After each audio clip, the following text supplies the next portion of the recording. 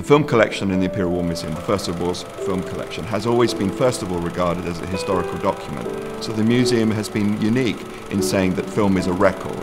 It's not for entertainment, and we still regard it as that.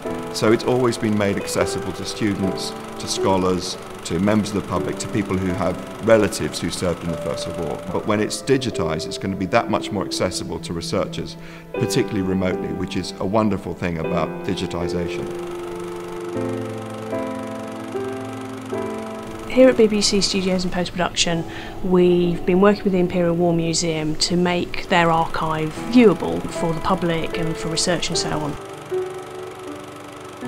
The cameraman's experience of filming was extremely dangerous.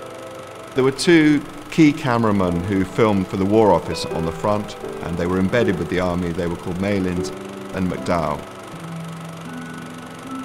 Malins himself was shot a couple of times.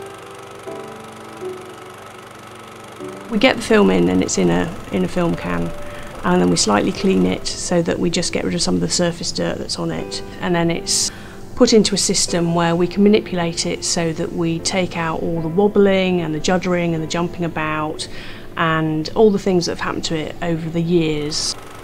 It's very difficult to deal with, and it takes an awful lot of work to just stabilise it and make it all usable and viewable so that when it goes back to the Imperial War Museum they've got a nice watchable piece of film.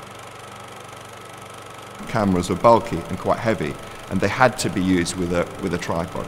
And the tripod obviously made the cameraman very vulnerable to snipers.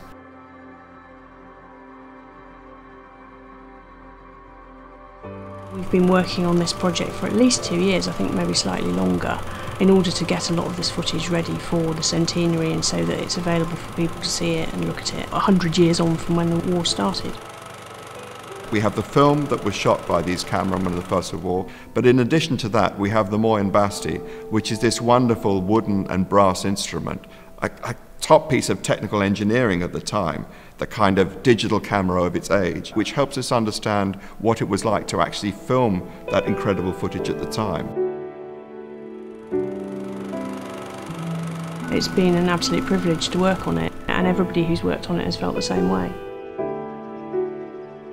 Some years ago, UNESCO recognised that Battle of the Somme was an internationally important document of history, and that was accorded this special registration for the memory of the World Register. And I think that's incredibly significant, that it was regarded alongside so many other important artefacts as something which is internationally recognised as a document that should be restored for the memory of the world.